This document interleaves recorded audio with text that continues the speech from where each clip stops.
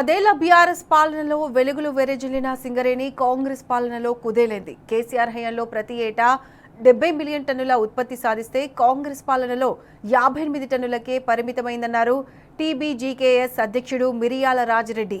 పెరగాల్సిన ఉత్పత్తి కాంగ్రెస్ అసమర్థ పాలనలో తిరోగమనంలో పయనిస్తోందని అన్నారు. కాంగ్రెస్ అంటేనే దోపిడీ, అవినీతి, స్కాములు అంటున్న మిరియాల రాజిరెడ్డితో మా ప్రతినిధి రమేష్ ఫేస్ టు ఫేస్.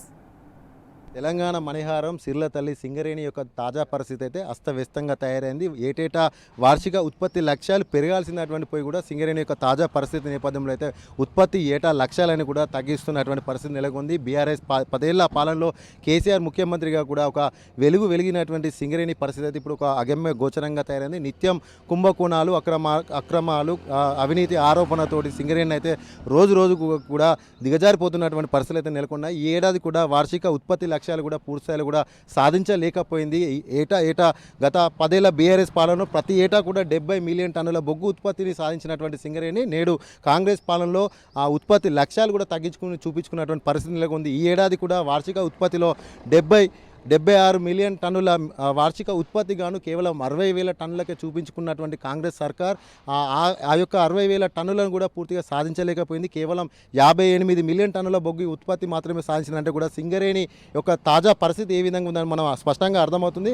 దీంతోపాటు మనకు అసలు సింగరేణి యొక్క తాజా పరిస్థితి ఏంటి, అసలు కుంభకోణాలు, అక్రమాలు, అవినీతి ఆరోపణలు, టెండర్ల బాగోతాలు, డీజిల్ కుంభకోణాలు ఇవన్నీ కూడా పెద్ద ఎత్తున కూడా సింగరేణి సంస్థనైతే కాంగ్రెస్ సర్కార్ నాశనం చేస్తుందంటూ కూడా కార్మిక సంఘాల నుండి పెద్ద ఎత్తున కూడా ఆరోపణలు అయితే వినిపిస్తున్నాయి. మనతో పాటు మాట్లాడడానికి టీబీజీకేఎస్ అధ్యక్షుడు మిర్యాల రాజిరెడ్డి ఉన్నారు. మనం మాట్లాడే ప్రయత్నం చేద్దాం. అన్న, చెప్పండి, ఎట్లా చూడొచ్చు గత 10 ఏళ్ల బీఆర్ఎస్ పాలనలో సింగరేణి యొక్క పరిస్థితి ఏ విధంగా ఉంది, ఇప్పుడున్నటువంటి కాంగ్రెస్ పాలనలో సింగరేణి పరిస్థితి ఏ విధంగా ఉంది, అసలు సింగరేణి దిగజారిపోతుందా, అసలు అభివృద్ధి చెందుతుందా, ఎట్లా చూడొచ్చు? కార్మిక నేతగా ఒక టీబీజీకేఎస్ అధ్యక్షుడు ఏం చెప్తారు? కాంగ్రెస్ అంటేనే స్కాములు, స్కీములు. అలాగే కాంగ్రెస్ అంటేనే దాచుకోవడం. ఈ తెలంగాణలో ఉన్నటువంటి అన్ని వర్గాల ప్రజలను ఏ విధంగా అయితే మోసం చేసిండ్రో సింగరేణి కార్మిక వర్గాన్ని, సింగరేణి సంస్థను కూడా ఈరోజు నిర్వీర్యం చేస్తూ కార్మిక వర్గాన్ని మోసం చేసింది రేవంత్ రెడ్డి ప్రభుత్వం అని చెప్పవచ్చు. గతంలో కేసీఆర్ పాలనలో ఒక స్వర్ణయుగం లాంటిది, ఈరోజు కాంగ్రెస్ పాలన ఒక రాతి యుగం లాంటిది. ఆ రోజు కార్మిక వర్గం అంతా కూడా గొప్పగా దేశంలో ఏ కార్మికునికి ఉద్యోగానికి లేనటువంటి విధంగా అయితేంది. కోల్ ఇండియాతో పోల్చినప్పుడు బొగ్గు పరిశ్రమలనే కోల్ ఇండియా కంటే కూడా ఒక 4-5 వేల జీతం ఎక్కువ తీసుకునేటువంటి పరిస్థితి సింగరేణిలో. అలాగే లాభాల వాటా ఎక్కడా లేనటువంటి దాన్ని కేసీఆర్ హయాంలో చాలా గొప్పగా పెంచి 33% తీసుకొస్తే 2 లక్షల రూపాయలు దాదాపు ఒక్కొక్క కార్మికుడు పంచుకున్నటువంటి పరిస్థితుల్లో ఈరోజు కాంగ్రెస్ ప్రభుత్వం గొప్పలు చెప్పుకోవడానికి ప్రయత్నం చేసింది సింగరేణి సంస్థ విషయంలో. లాభాలు బాగా వచ్చినాయని చెప్పడానికి ప్రయత్నం చేస్తూ గత 2 సంవత్సరాలలో లాభాలను చూపించిండ్రు కానీ 34% అని.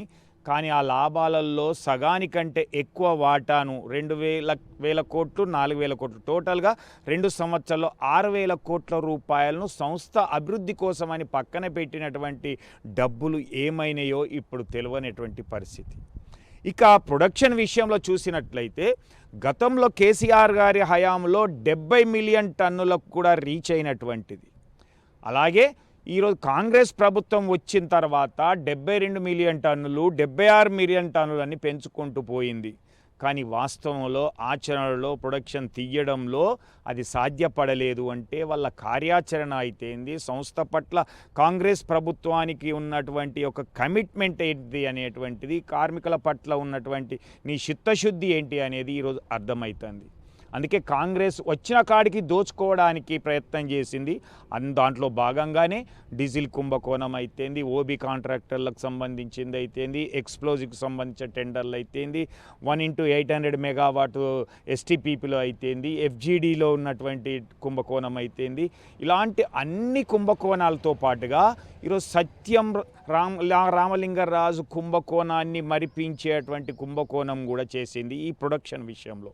ఉదాహరణకి చూసినట్లయితే అంతకుముందు సంవత్సరంలో దాదాపుగా 40 లక్షల టన్నుల బొగ్గును అధికంగా కాగితం మీద చూపించి లాభాలు రావడానికి సంస్థ బ్రహ్మాండంగా మా హయాంలో ఉన్నది అని చెప్పుకోవడానికి ప్రయత్నం చేసి గొప్పలు చెప్పుకోవడానికి పోయి ఈరోజు కింద పడ్డటువంటి పరిస్థితి అర్థమవుతా ఉంది కార్మిక వర్గానికి, ప్రజానీకానికి. పంచపాండవులు ఎందర్రా అంటే నాకెందుకు తెలియదు, మంచం కోల్లోలే ముగ్గురు అని ఇద్దరని చూపించి ఒక్కటి రాసిండట. అట్లా ఉన్నది కాంగ్రెస్ యొక్క పరిపాలన అనేది. అడ్మినిస్ట్రేషన్ చాతకానటువంటి వాళ్ళు ఒక పెద్ద గొప్ప సంస్థను ఈ విధంగా దివాలా తీసేటువంటి పరిస్థితిని, వాళ్ళ అవసరాల కోసం మెస్సీ ఫుట్బాల్ అయితేంది, లేకపోతే ప్రభుత్వ స్కూళ్ళ కోసం అయితేంది, ప్రతి బట్టి విక్రమార్క లేదా ప్రభుత్వ కార్యక్రమాలకు సింగరేణి నిధులను వాడుకోవడం అయితేంది, దీనికి తోడుగా 50,000 కోట్ల రూపాయలు సింగరేణికి ట్రాన్స్కో జెన్కో నుంచి రావాల్సినటువంటి డబ్బులు ఇవ్వకపోవడం వలన ఈరోజు సింగరేణికి ఈ దుస్థితి పట్టింది. ఈ రోజు నుంచి రేపటి నుంచే బావిల మీదకి వచ్చి వాస్తవ బొగ్గు నిల్వలు ఎన్నున్నాయో చూసినట్లయితే వీళ్ళ యొక్క అవినీతి బంగారం బయటపడుతుంది అనేటువంటిది. దీనికి ఆ రోజు కేంద్ర మంత్రి, బొగ్గు శాఖ మంత్రి అయితేంది, ఇక్కడ ఉన్నటువంటి రాష్ట్ర ప్రభుత్వం అయితేంది ఆ విధమైనటువంటి విచారణ చేపట్టాలి. లేదా స్వయం ప్రతిపత్తి కలిగినటువంటి కంట్రోలర్ అండ్ ఆడిటర్ జనరల్ కాగు అనేటువంటి వాళ్ళు మీరు ఎప్పుడో 2 నెలల తర్వాత బొగ్గు బూడిద అయిందనో, దొంగలు ఎత్తుకపోయిరందో, వెనకట ఇనువును ఎలుకలు తిన్నది అన్నట్టుగా కాకుండా వాస్తవంగా ఏమున్నది బొగ్గు నిల్వలు అనేటువంటిది మీరు చూసినట్లయితే, దాన్ని విచారణ జరిపించినట్లయితే సింగరేణిలో జరిగినటువంటి అన్ని కుంభకోణాలు బయటకు వస్తాయి. కాబట్టి దీని మీద వెంటనే ఈ చర్యలు చేపట్టాలని తెలంగాణ బొగ్గని కార్మిక సంఘం డిమాండ్ చేస్తూ ఉన్నది. ఇది మిర్యాల రాజిరెడ్డి చెప్తున్నటువంటిది. ఏదైతే సింగరేణి సంస్థ కూడా ప్రస్తుతం అయితే అస్తవ్యస్తంగా తయారు